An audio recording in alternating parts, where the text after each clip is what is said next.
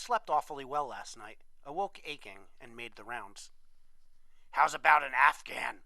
The thing in the circle asked, having assumed that lovely aristocratic form.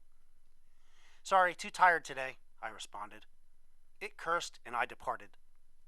The slitherers were all clustered, bluely, at one point, and I could not figure why. One of life's small mysteries. Outside, I found a dead bat nailed to the tree by a crossbow bolt. It wasn't Needle, just some civilian. Something would have to be done. I made my way back to the body, which had a few more parts missing and didn't smell too good, and dragged it to the next place of concealment. But my heart just wasn't in it. I could go no farther. I turned and walked home, jaws sore, neck aching, paws tender. I want to die, I want to die, came a small voice almost from underfoot. Quicklime, what's the matter? I asked. The master was sick right here, he said. I took advantage and got out. I want to die. Keep lying in the road and some cart will come along and give you your wish. Better get over to the side. Here, I'll help. I carried the ailing reptile into the brush. What should I do, Snuff? He asked. Lie in the sun and sweat it out, I told him. Drink lots of liquids. I don't know if it's worth it. You'll feel better later, trust me. I left him moaning atop a rock. I went on home, entered, and dragged myself through my rounds. The master was not in. I went and slept in the parlor, woke and ate, dozed again. Later, I heard Jack's footsteps approaching the front door. He was accompanied, I knew from the footfalls, by Larry Talbot. They halted outside, continuing a discussion which must have been ongoing as they'd walked. It seemed they had just come from Constable Terrence's office, where they'd been invited, in the company of a number of other neighbors, for questioning by city police concerning the missing officer I'd been dragging through fields. I gathered that another neighborhood group had followed them in to continue the investigation. So far as I felt just then, they could have what was left of the man.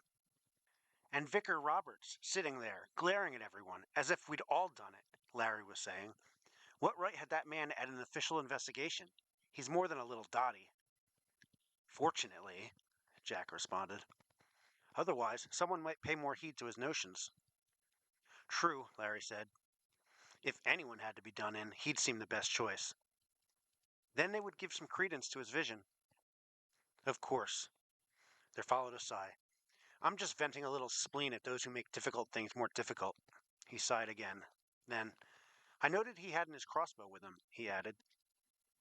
Now that would have raised a few eyebrows. They both chuckled.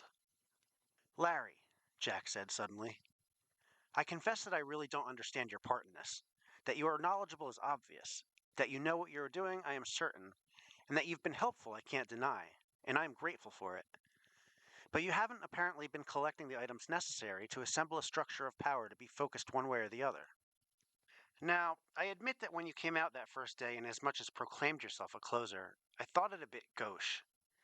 But even that, I suspect now, had a method to it.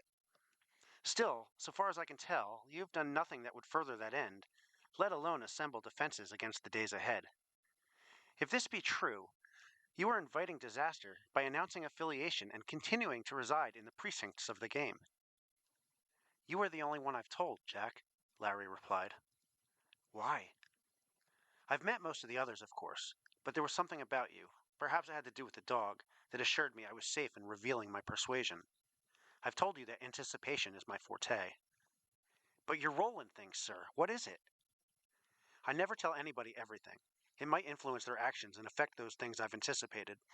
Then I'd have to start over again, and it might be too late. I confess you've almost lost me, but I can feel some rationale behind your words.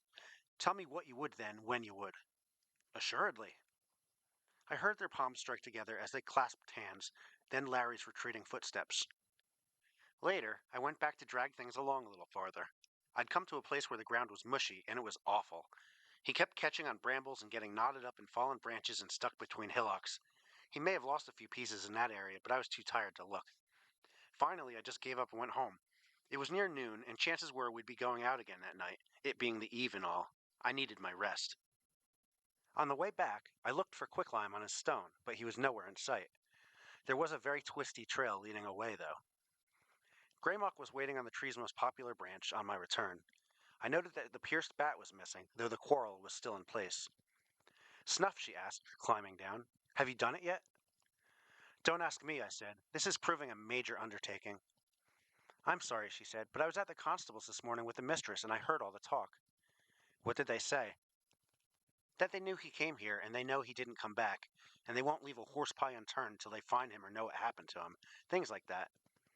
Oh, nothing new. How did the questioning go?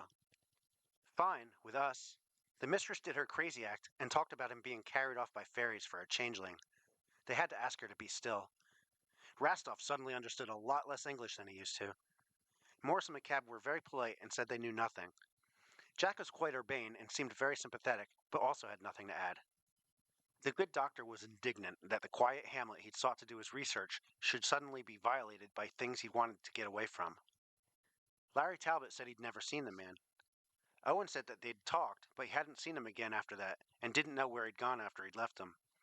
He may have been the last to see him, though, according to a rough schedule the officer had mentioned to the constable. What of the vicar? He just said that someone was lying to cover the devil's work, and he'd find out who.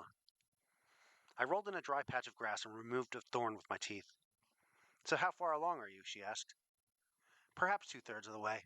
I've come to a bad area. They'll likely search around here first, then work their way outwards, so you should still have some time. That's a comfort. You going out tonight? Probably. Tomorrow it dies. No hard feelings, however things go. No. I found a big patch of catnip on my way to the river. If we both get through this, I'll buy you a drink. Thanks. She stretched. I stretched and yawned. We nodded to each other and went our ways.